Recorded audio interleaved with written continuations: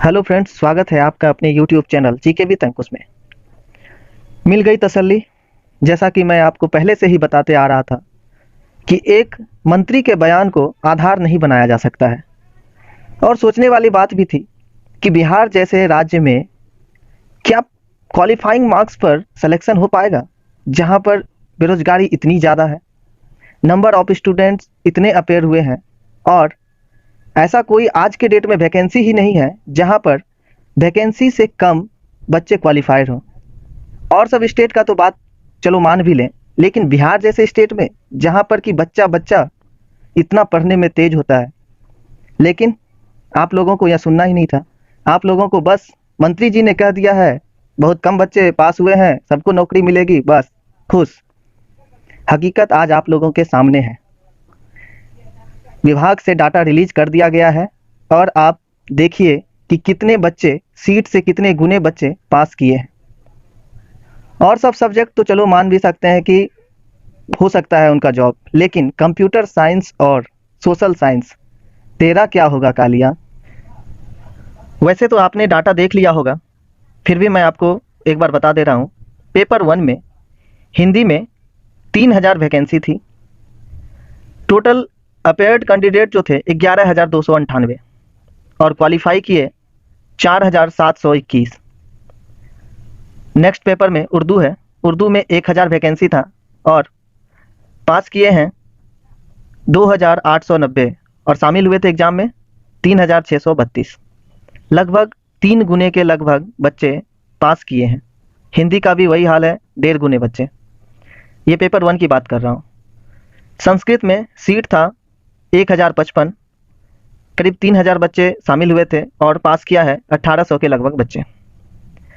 English में भी 5055 seat था, 7684 स्टूडेंट शामिल हुए एग्जाम में और क्वालिफाई किए हैं सीट से कम, यानी इन सभी के जॉब होने पक्के हैं और मेरिट लिस्ट में सभी शामिल थे। पेपर 1 की बात कर रहा हूँ मैं, ये ध्यान रखिएगा। मैथ में 5055 सीट था, 25,000 से ज़्यादा बच्चे शामिल हुए और 7,289 बच्चे क्वालिफाई हुए हैं। साइंस में 5,055 था, 17,000 से ज़्यादा बच्चे शामिल हुए और 6,152 बच्चे क्वालिफाई हुए। नेक्स्ट सोशल साइंस की बात करें, 5,055 सीट था, लगभग 65,469 बच्चे शामिल हुए एग्जाम में और क्वालिफाई किए हैं 5 गुने के लगभग 26,221। तो आप हमें ये बताइए कि 75 नंबर वाले को जॉब कैसे मिलेगी, उसका मेरिट में नाम कैसे आएगा, जबकि सोशल साइंस का पेपर जो था उतना हार्ड भी नहीं था। बच्चा बच्चा लूसेंट स्पीडी पढ़ते रहता है और सोशल साइंस का जो क्वेश्चन पेपर था उस हिसाब से इतना मार्क्स तो सबको ही ला देगा, और लाया भी। 26,221 बच्चे, 75%, 40%, 50% जो क्वालिफाइंग था वो ला दिए। तो आप अंदाज़ा लगाइए कि 150 में 70 नंबर वाले, 75 नंबर वाले का कैसे जॉब होगा। ये तो पॉसिबल ही नहीं है।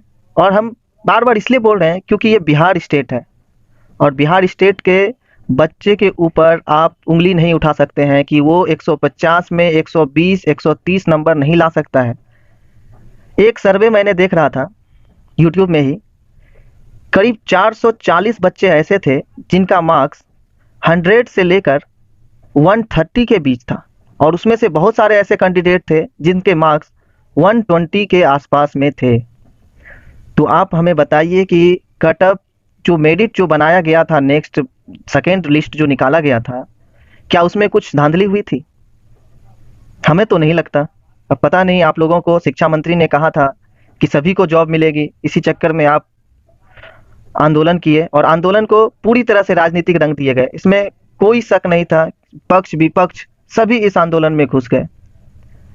खैर, अब पेपर 2 की बात कर लेते हैं। पेपर 2 में इंग्लिश में 2,126 सीट था, शामिल हुए थे 4,167 और पास किए हैं 2,693। ये तो लगभग सभी का जॉब पक्का है। मैथ में भी जितने वैकेंसी थे उनसे कम क्वालिफाई हुए हैं, इनका भी जॉब फिक्स है। इंग्लिश की बात करें तो इंग्लिश में भी 2,100, इंग्लिश तो बता ही दिए। फिजिक्स में सबसे बढ़िया तो फिजिक्स वाले का है, 2,384 सीट था, 2069 लड़के अपेयर हुए और 814 मात्र पास किए, तो इनका तो जॉब फिक्स है। केमिस्ट्री वाले का भी जॉब फिक्स है। जूलॉजी वाले का थोड़ा दिक्कत है, 723 सीट था, 3153 लड़के उसमें अपेयर हुए थे और 2074 कैंडिडेट क्वालिफाई किए हैं। इनका भी थोड़ा मामला गड़बड़ है। बॉटनी का बहुत बढ़िया है। कंप्यूटर साइंस, इससे पहले भी मैं आपको बता चुका था कि सबसे ज़्यादा अगर दिक्कत किसी को होगा तो वो है कंप्यूटर साइंस और सोशल साइंस, और वही हुआ। कंप्यूटर साइंस में भी 1673 सीट है। शामिल हुए थे अभ्यर्थी 28,463 और पास किए हैं लगभग 11 गुना, 17,034। अब इनका तो भगवान ही जाने क्या होने वाला है। मैथिली का भी वही हाल था। मैथिली में तो सभी पास कर जाएंगे, 106 में 54, ये तो कोई ज़्यादा है नहीं।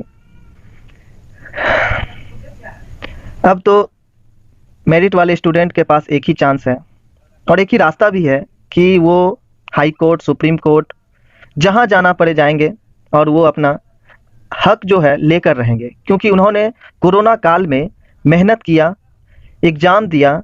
एक एक लड़के से मैंने जब पूछा, एक एक अभ्यर्थी से जब पूछा कि कितने रुपए आपके खर्च हुए हैं कोरोना काल में जब एग्ज़ाम दिए, तो आप सोच नहीं सकते हैं, एक एक अभ्यर्थी का 20-20 हज़ार रुपये सिर्फ भाड़ा लगा था। 20,000।